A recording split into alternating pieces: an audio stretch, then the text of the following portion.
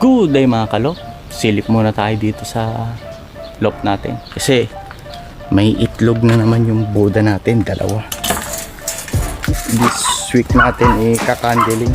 Pero tignan muna natin. So, ayan sila. Nakaupo. Ayan.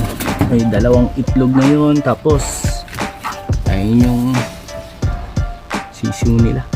So sana this week makandiling natin at positive sana parehas. Ito na may easy natin. Yan. Sa positive na fertile 2 eggs niya. So yun lang muna yung ano natin, update natin. So siguro waiting lang tayo sa candiling. Kung magpa-positive na 2 egg, sana baka 2 egg tayo para dalawang YB sa buda natin. Yan. Nagpapainit yung mga ibon natin. Yan. So yun lang muna mga kalok. Isang mainit na ang maga ngayon. Bye for now. Peace.